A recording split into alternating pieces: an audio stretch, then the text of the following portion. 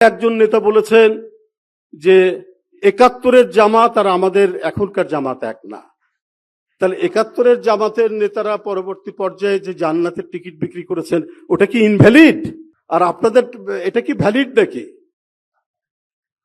এক স্ত্রী তার বউকে খুব বকাবকি করছে, তো প্রায় বকাবকি করে, তো এক মুরব্বী লোক ওই মহিলাকে বলেছে, তুমি জানো, এটা কি জানো না যে স্বামীর পায়ের নিচে বেহেশত?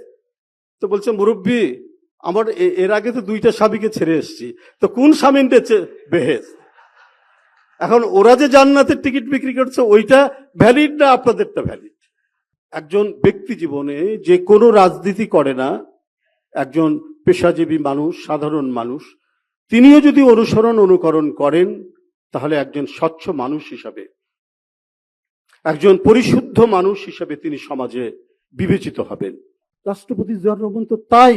একজন ব্যক্তি মানুষ, আমি বললাম যে বিএনপিও করেন না, রাজনীতি করেন না, কিন্তু একজন ব্যক্তি মানুষ হিসাবে পরিশুদ্ধ থাকার যে জায়গাটি, তার স্বল্পাহার, তার পরিমিতি বোধ, পরিমিতি খাবার, তার মানে দূরদৃষ্টিতে, এগুলো তো আছেই, কিন্তু এই যে জীবনযাপনের ক্ষেত্রে একজন রাষ্ট্রপতি হিসেবেও যেভাবে জীবনযাপন করেছেন, এটা যদি আমরা অনুসরণ করি, এটাকে যদি আমরা অনুকরণ করি, নিঃসন্দেহে এই রাষ্ট্র, এই সমাজকে একজন এই ধরনের ব্যক্তি মানুষের সংখ্যা যখন বাড়বে, এই দেশকে আমরা একটি সমৃদ্ধশালী দেশ, শক্তিশালী দেশ এবং অধিকাংশ মানুষই ভালো মানুষ হিসাবে বিবেচিত হবেন।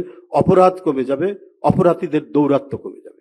বিরোধী দলের একজন নেতা তিনি বলেছেন যে এই যে কোরবানির হাট টাট গেল, সরকারের পক্ষ থেকে বলা হয়েছে যে পদক্ষেপ না হবে, চাঁদাবাজি করা যাবে না, কিন্তু চাঁদাবাজি যাদের বৈশিষ্ট্য তারা কি চাঁদাবাজি বন্ধ করে? টেলিফোনেও চাঁদাবাজি করা হচ্ছে। তো আমি তাদের উদ্দেশ্যে বলতে চাই, দেখুন, আমি আর যাই করি, বেশি লেখাপড়া করতে পারি না, বই টই পড়তে, খবরের কাগজের হেডলাইন গুলো তো পড়তে পারি।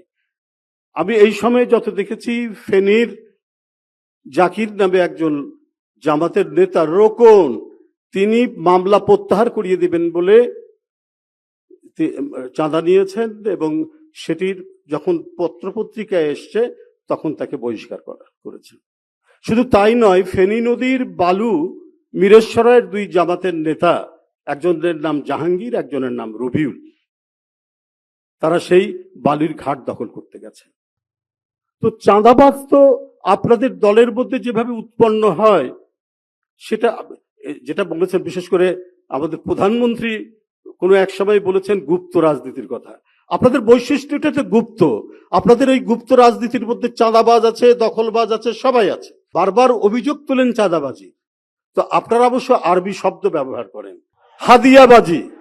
হাদিয়াবাজি আর ইয়ানাতবাজি, এটাতে কে শ্রেষ্ঠ পারঙ্গম ভাই? জামাত ইসলাম।